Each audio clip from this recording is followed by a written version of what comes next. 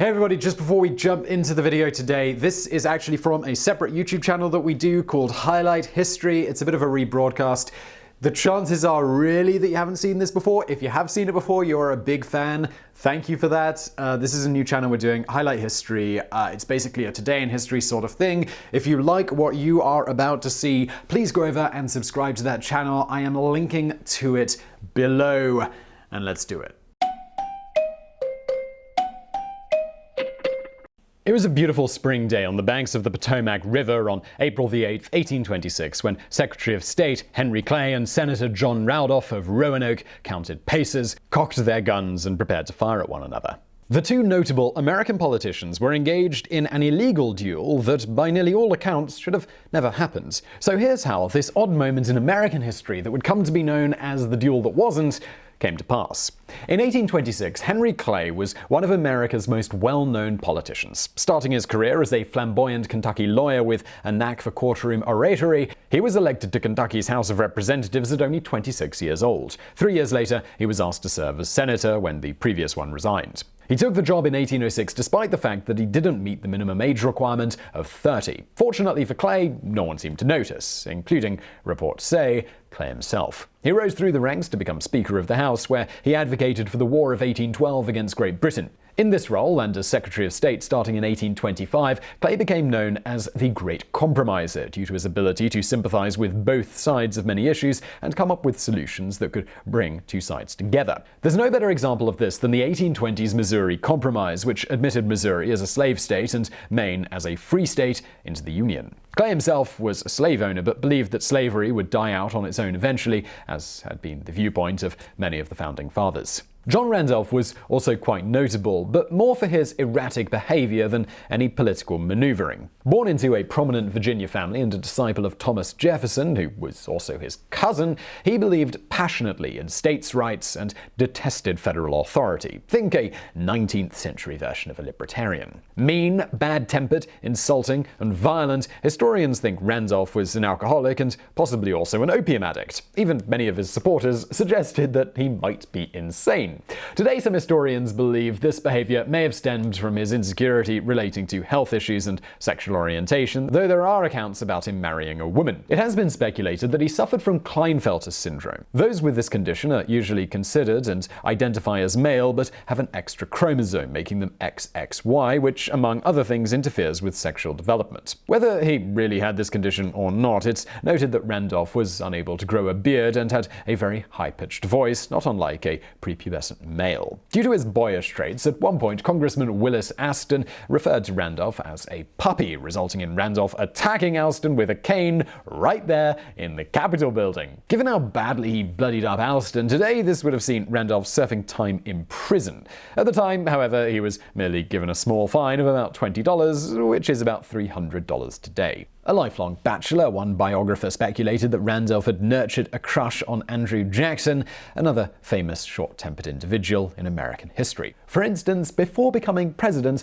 Jackson once killed a man for simply calling Jackson a worthless scoundrel, a poltroon, and a coward. In another incident, while president, one Richard Lawrence attempted to assassinate Jackson, but his guns misfired. The enraged president subsequently began beating Lawrence furiously with a cane until people nearby had to pull Jackson off him. In any event, it was it's amazing.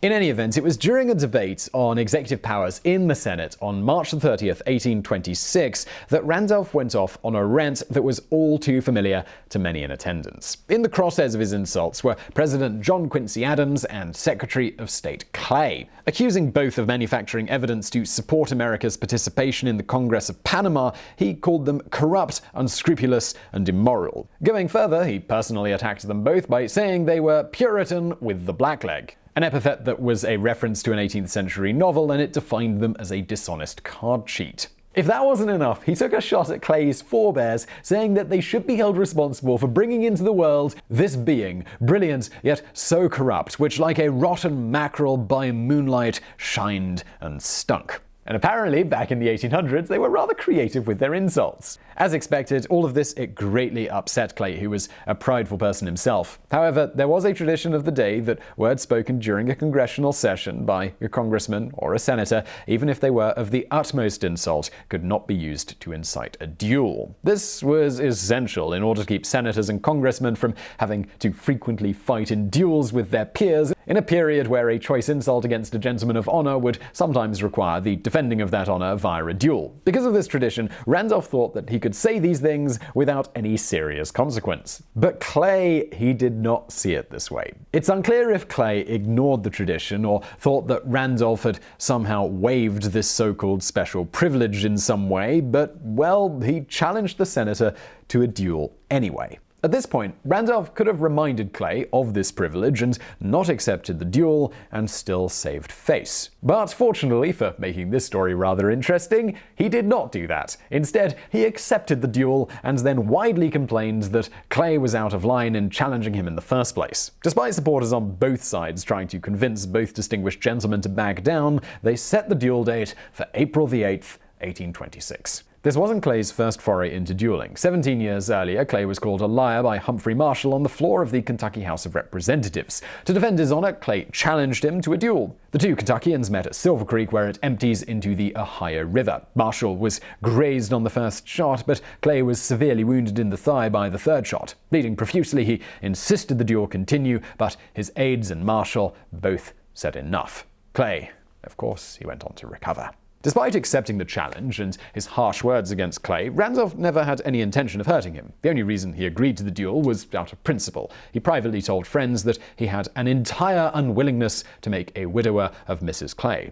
In fact, he assured fellow Senator Thomas Hart Benton, in tones as sweet as women's own, "Do nothing on the morrow to disturb the sleep of the child or the repose of the mother." You see, despite his own promises not to harm Clay, Randolph wasn't positive that Clay would return the favor. As such, during negotiations in regards to the duel, Randolph asked for it to take place on Virginia soil as opposed to Washington, D.C. or Maryland, because if he was going to die, he wanted to die in his home state, even though it was illegal to duel in Virginia at the time. The Clay camp accepted this request despite Virginia's laws. As for Clay, it's not clear to date what he was thinking in the days leading up to the duel, though it isn't thought that he knew of Randolph's private vow to not harm him in the duel. At 4 p.m. on the Virginia side of the Potomac, in today's Arlington, the two men stood apart from each other. Each of them had brought a surgeon in case of injury. Randolph confidently assured his men that he could tell that Clay was calm and not vindictive, and he did not see the devil in his eye. Counting off paces, it was either 10 or 30, accounts differ,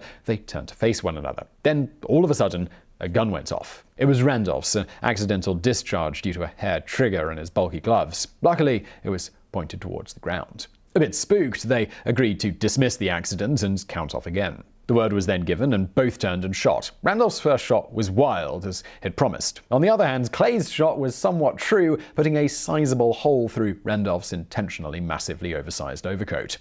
Realizing that his opponent had come only inches from seriously wounding and perhaps killing him, Randolph decided to broadcast his peaceful intentions and shot his second bullet harmlessly into the air. Seeing this, Clay called off the duel. Both men walked back to the middle, shook hands, but not before a few more words were exchanged. Clay, rather apologetically, reportedly told Randolph, "I trust in God, my dear sir, you are untouched. After what has occurred, I would not have harmed you for 1,000 words." Always sharp-tongued, Randolph motioned to his coat and answered dryly, "You owe me a new coat, Mr. Clay."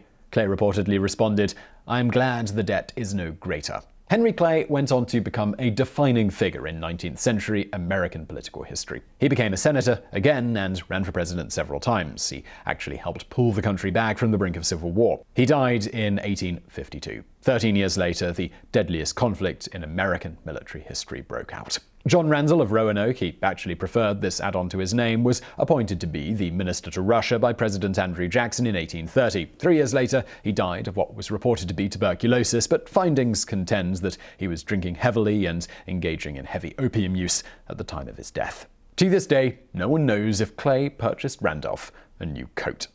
So I really hope you found that video interesting. If you did, please do give us a thumbs up below and don't forget to subscribe. We've got brand new videos like this. Well, sometimes. They're not really quite on a schedule yet, so hit that notification bell so you do find out when we put these out. Leave us a comment, let us know how we're doing. This is a relatively new channel, so it'd be good to hear from you.